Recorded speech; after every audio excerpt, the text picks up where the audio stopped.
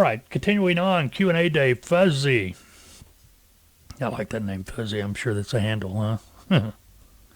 Hey, Fuzzy, you got a copy.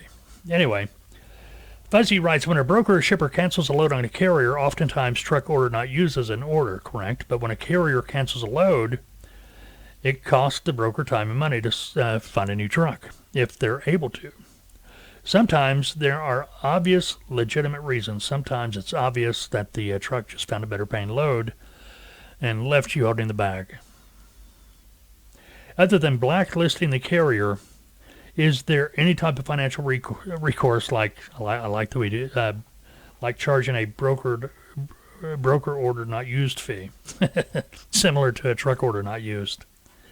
Well, no, not realistically, unless it's built into your broker carrier agreement. If they've got to sign load confirmation from the carrier and they back out, then you have the right to charge them X amount of money. Yeah, absolutely. I mean, there isn't. Matter of fact, most brokers, they don't have a contract with their customer. The customer, when it's broker and a customer, truck order not used, more times than not, the broker's asking for it. It's not guaranteed anywhere in writing. But customers, shippers, they know that truck order not used fee is pretty standard. So when I was brokering, if I had the load confirmation from my shipper and a load confirmation from the carrier, everything was a done deal. And for whatever reason, I mean, it's trucking. Trucking happens. For whatever reason, the customer called and said, hey, this load fell through. We're going to have to, cancel it. Okay, understand, as a broker, you've got one chance to get money out of the customer. First of all, you've got to take into consideration human emotion. Your customer, the last phone call they want to make is to call you and say, hey, sorry, but they don't want to do that. I mean, it's bad news. They don't want to do that to anybody. It's just, nobody wants to give bad news to somebody. So you've got them at an emotional state to where you can get money out of them because they're expecting it. But if you let that moment slip by, you can kiss it goodbye. They're not going to pay you a penny. So what do? When they give you that bad news, oh man, that truck's going to want a truck order not used fee. Probably going to be about $300, $250, something like that. We'll see if they'll take $250. That's generally how it always worked out. See if they'll take the $250. All right, so I got that money to play with. I'll tell the trucking company, hey, the load fell through. Now, a lot of you are going to think this is wrong, but this is business. It's not my job to do the trucking company's job.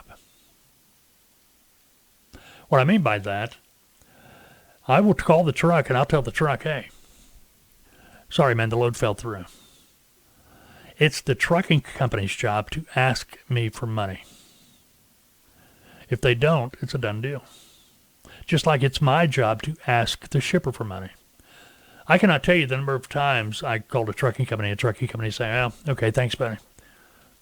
Didn't ask for a penny. And when they did, yeah, I give them a couple $100, whatever.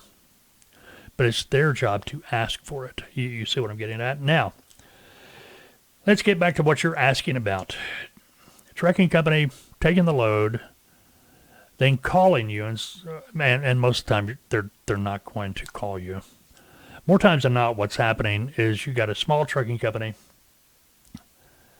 and what they've done is they went through the load board, and they've agreed to move 4 or 5 different loads. And when they get a smorgasbord of loads that they've committed to, they will decide, okay, which load do we really want to haul? And generally it's going to be the one that pays the most with the least amount of effort. And if you're not it, they're just not going to pick up your load. So this is why I always tell people, when you book a load for a trucking company, follow up. Follow up. make phone calls. You know, hey, XYZ Trucking, this is Mike at t.o.n.u. Man, I'm just checking to make sure everything's good with the truck. Now, if you call, they'll tell you. No, man, we had to fall out from that. Sorry, we're going to call you in a minute. But if you don't call, you're not going to find out till the customer calls, hey, where's that truck? And now you're in a pickle. All right, this happened to me one time. You know, this what you stated. One of my brokers came in and said, hey, man, the trucking company fell out on me. Just fell out on me. And I knew immediately, after the broker explained to me what the truck said, the truck told the broker that their truck broke down, wouldn't be able to pick it up. That is the oldest excuse in the book. The truck broke down. If you're a new broker, my recommendation is never ever tell your customer the truck broke down. That's the equivalent to the dog ate my homework. You don't want to use that. That will tick a customer off quicker than you can say espialidocious. I mean, that's just no. If it's a reputable carrier, they will call and say, hey, listen, my truck went down. We're in the shop.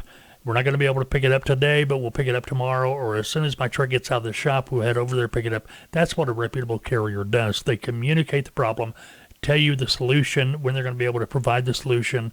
That way, you're in the know. You can contact your customer, and arrangements can be made. That's how you do it. That's how it should be done. Whenever you got a trucking company telling, hey, man, the truck broke down, and that's where they leave it, you pretty much know they're dropping your load for another, or for some other reason they're not telling you. And more time than not, it's going to be a higher paying load. You know, something they're not going to honor what they said they were going to honor. And I know there are trucking companies out there going to say, hey, we're just, turnabout's fair play. Nah, you got to build your own reputation. If that's the kind of reputation you want to build as a trucking company, that's fine. Just like a broker. If a broker is building a bad reputation for their brokerage, that's their problem, But anyway, I say, give me the trucking company's phone number. I called the trucking company, and I played a little game with them. I called, and I said, hi, this is Mike with t.o.n.u. Listen, I understand the truck broke down. Yes, it broke down. Well, that's fine. You can pick it up tomorrow. Not an issue at all. The load's not. We've got a pretty good size window on this. Not a problem. Oh, I don't think the truck's going to be ready tomorrow. No, that's fine. A couple of days from now is fine. Now, I don't know how long it's going to take. Well, next week is fine. You can pick it up next week as soon as the truck gets out of the shop. We really don't know if the truck's going to be out of the shop next week. Well, no problem. Like I said, there's no window. It's not urgent. So when your guy gets out of the shop, you can head over there, pick it up, and we're all good.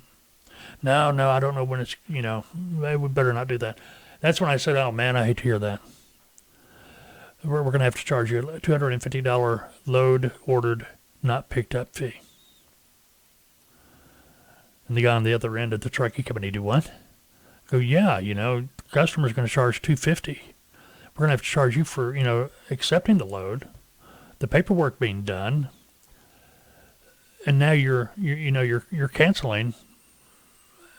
So there's going to be a $250, load ordered, not picked up fee. He said, hold on a minute, let me call you right back. A couple of minutes later, the trucking company called back, hey, look, we're going to be able to pick that up after all.